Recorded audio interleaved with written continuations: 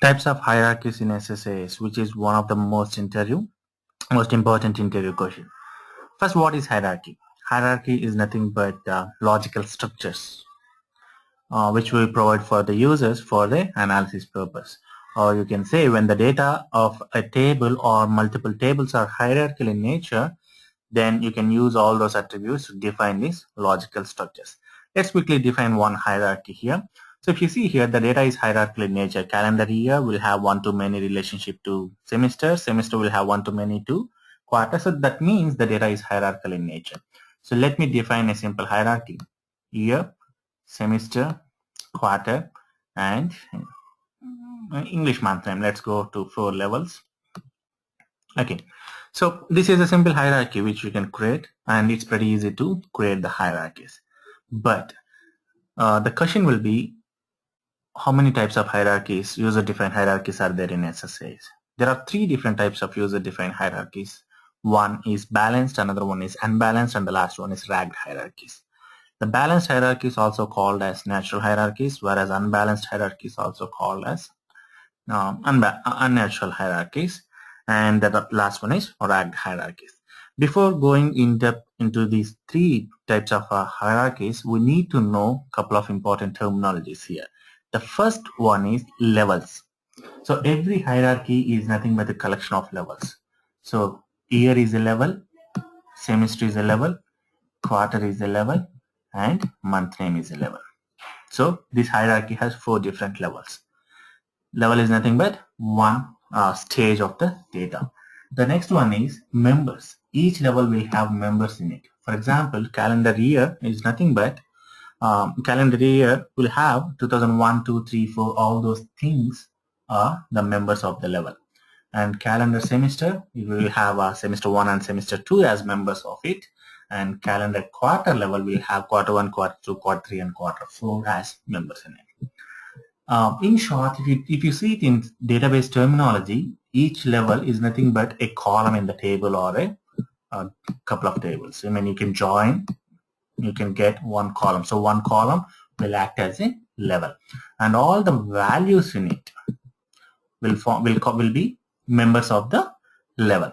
So this is about members and levels of the hierarchy.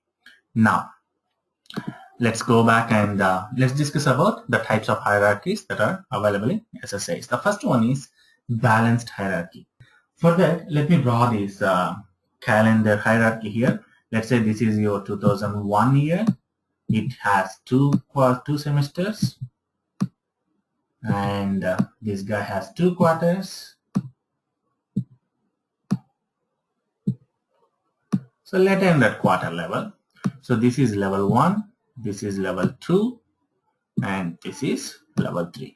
And the same thing will be followed for the year 2002, year 2003, year 2004, and all the data that you have in the database.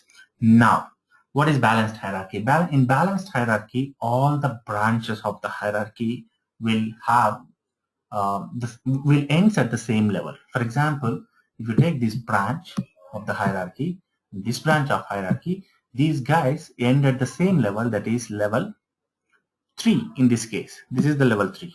So it ends at the same level. That is one point to make the hierarchy as balanced. And another one is every member of it. Every member of the hierarchy, for example, this is a member, this is a member, and this is a member, and this is a member, even this is a member, this is a member, and so on. So every member of the hierarchy's logical parent will be immediate next level. That means this guy's parent will be immediate next level. This is the 3rd level member, so the parent should be in the 2nd level, and this guy's parent should be in the 1st level. In the same way, this guy belongs to 3rd level, and this guy's parent should be in the 2nd level, and this guy's parent should be in the 1st level. So if any one of these 2 is not valid, then we don't call it as balanced hierarchy. So in short, the balanced hierarchy should have its parent, logical parent, in the immediate next level, and all branches of it should end at the same levels. Now, this is a balanced hierarchy. Calendar is the pretty best example for the balanced hierarchies. Now let's see what is unbalanced hierarchy by extending the same diagram. Okay, let's say I have 3 months in it. Okay, and in my database, normally it should not happen in a calendar. Let's say I don't have any members under this, and I have members again under this. So calendar is pretty poor example for unbalanced hierarchies.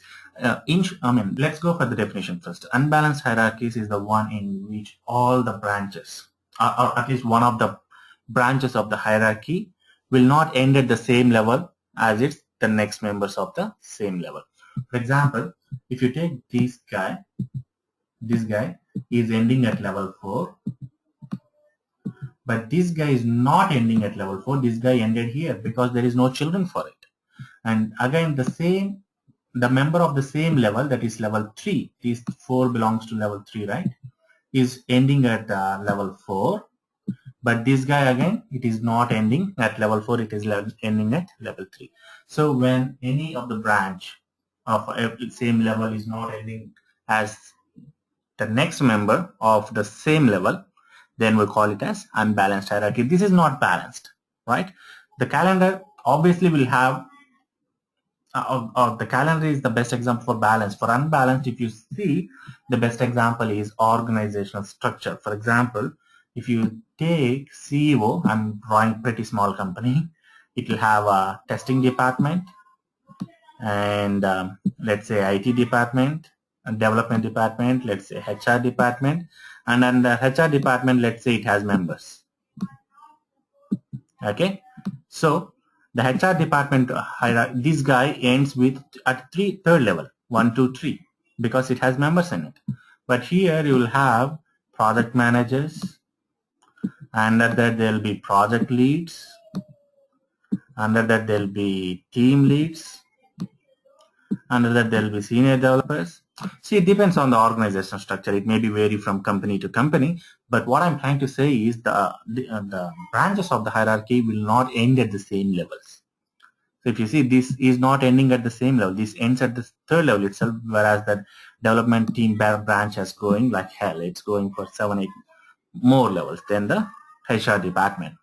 So these kind of hierarchies, we call it as unbalanced hierarchies or unnatural hierarchies. And the third one is ragged hierarchies. When any member is not having its parent in the immediate next level, then we call it as ragged hierarchies. This happens very rare, but there is data like, let's say, you have countries information. This is one country, this is one country, this is one, and you have states in it. And under that, you'll have cities.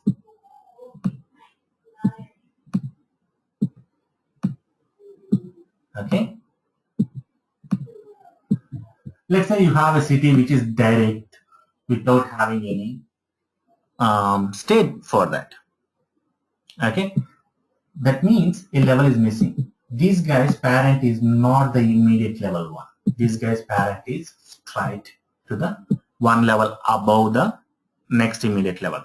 So when you have data like this, then we call this kind of hierarchies as ragged hierarchies. This is very rare case scenarios.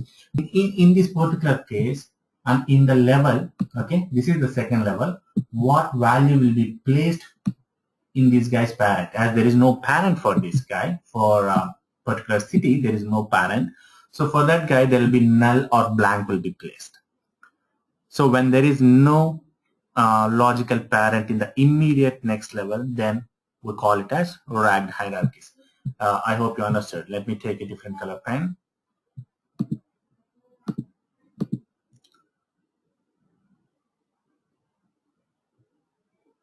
Okay, this should be fine. If you see here, let's say this guy, oops,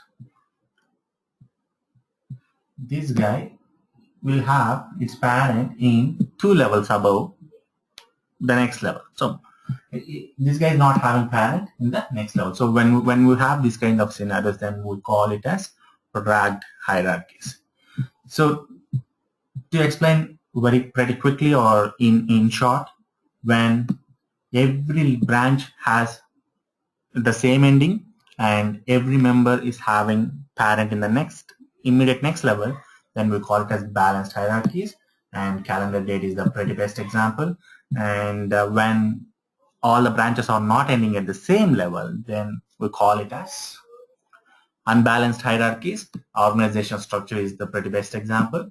And the third one is when the logical parent is not present in the immediate next level, immediate above level, then we call such kind of hierarchies as ragged hierarchies. And I have come across pretty good example for this one, and it's written by Cale Walker. I love that article. I have taken a couple of pics from that particular blog to show you the same. Let me quickly. Oops. I think this is not okay.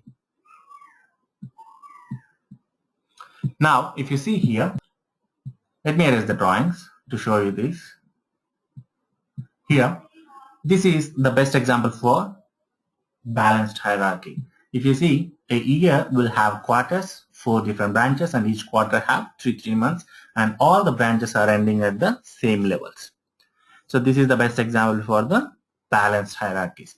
If you go to the next image here, this is the best example for unbalanced hierarchies. As I told you, there will be different hierarchical structure for each department in the company, in the organization. You can see human resource department ends here, but you don't have the third level in this case.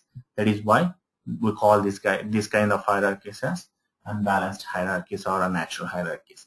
When it comes to ranked hierarchies, this is pretty interesting one. USA has Georgia and Florida, and this guy has Atlanta City, Fargo, and so on. This DC, Washington, it don't have any state. It has direct next level above one is country. So immediate parent is not available, and this kind of hierarchies we call it as ranked hierarchies. Hope you understood the difference between the 3 different types of hierarchies available in SSAS, and stay tuned for more videos on SSIS, SSAS, and SSRS interview questions. Thank you guys. Bye bye.